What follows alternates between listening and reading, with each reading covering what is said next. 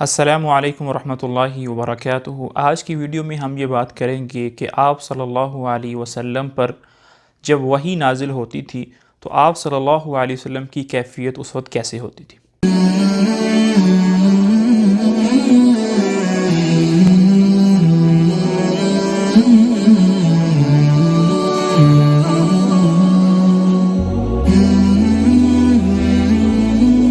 پچھلی ویڈیو کے اندر ہم نے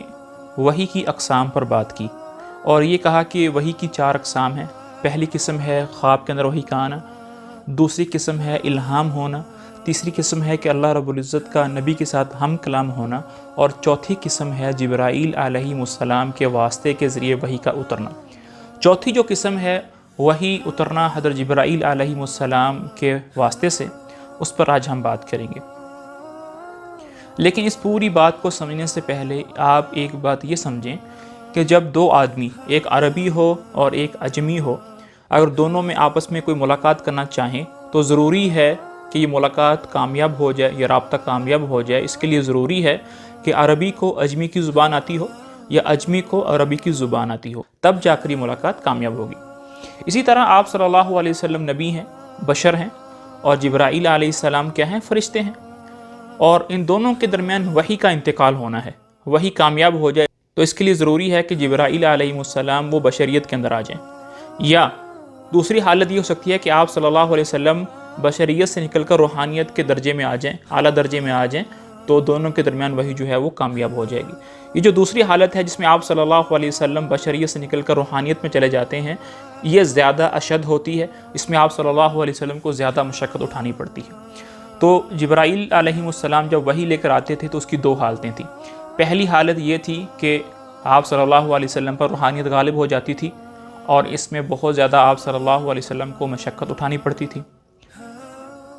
اسی کے بارے میں کچھ احادیث آپ کے سامنے ذکر کروں گا۔ پہلی حدیث جو ہے وہ حضرت عبداللہ بن عمر رضی اللہ تعالیٰ عنہ کی ہے۔ وہ فرماتے ہیں کہ میں نے آپ صلی اللہ علیہ وسلم سے پوچھا، هل تحس بالوحی، کہ جب وحی اترتی ہے تو آپ اس کو محسوس کرتے ہیں؟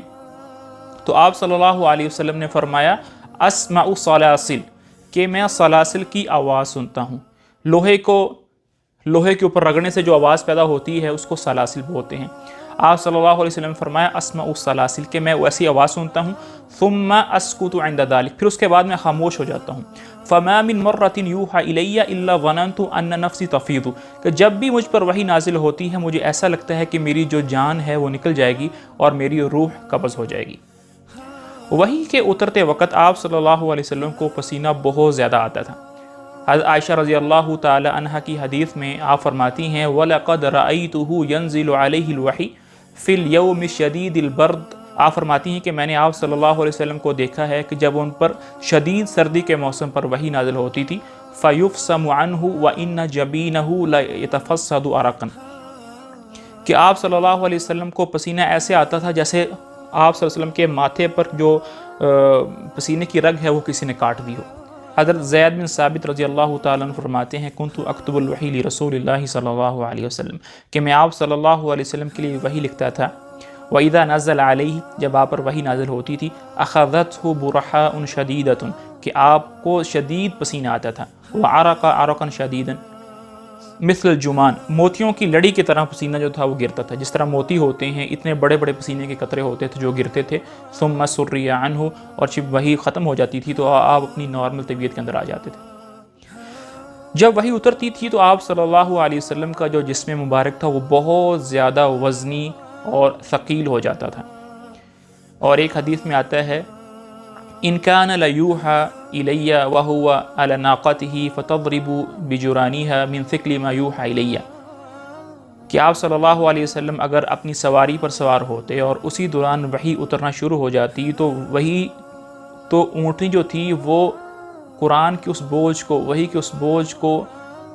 سنبھال نہیں سکتی تھی اور اپنی گردن کو دائیں بائیں مارتی تھی قرآن کے ثقل کی وجہ سے۔ حضرت زید بن ثابت رضی اللہ تعالیٰ عنہ چونکہ وحی کے لکھنے کے کام کرتے تھے، وہ فرماتے ہیں کہ ایک دفعہ میں آپ صلی اللہ علیہ وسلم کے پاس بیٹھا ہوا تھا، اور آپ صلی اللہ علیہ وسلم کی جو ران مبارک تھی وہ میری ٹانگ کے اوپر ایسے تھی کہ اسی دوران جو وحی اترنا شروع ہو گئی،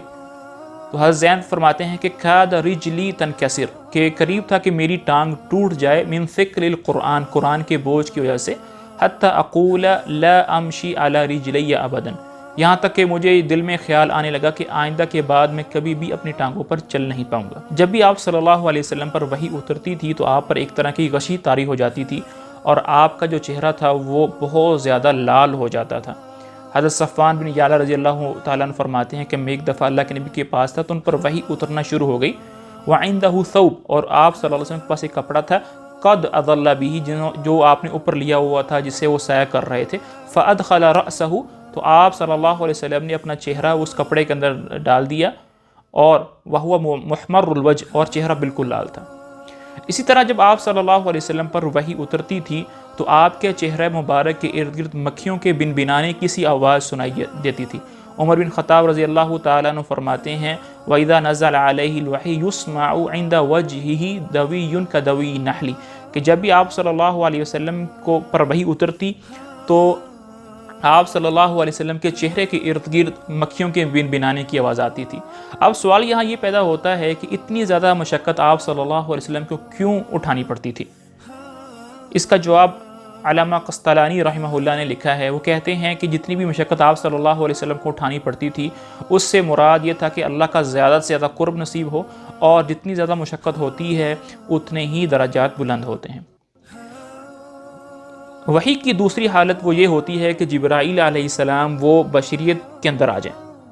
فرشتے کی اس صورت سے نکل کر وہ انسانیت کے اور بشریت کے خول کے اندر آ جائیں، اور یہ جو حالت ہوتی تھی وہ بہت آسان ہوتی تھی، اور آپ صلی اللہ علیہ وسلم کو اس پر زیادہ مشقت نہیں اٹھانی پڑتی تھی۔ تو جبرائیل علیہ السلام کسی آدمی کی شکل میں آتے تھے، حضرت دحیہ کلبی رضی اللہ تعالیٰ عنہ کی شکل میں آتے تھے، یا کسی عرابی کی شکل میں آتے ہیں، اور وہ جو مشہور حدیث ہے جبرائیل، اس کو حدیث جبرائیل کہتے ہیں، جس میں جبرائیل جو تھے وہ ایک عرابی کی شکل میں آئے تھے، اور شدید و بیاض الثیاب و شدید و سواد الشعر والی جو حدیث ہے اس میں جبرائیل علیہ السلام جو تھے وہ ایک عرابی کی شکل میں آئے تھے۔ ھذا وصلی اللہ علی نبینا محمد وعلی آلہ وصحبہ اجمعین۔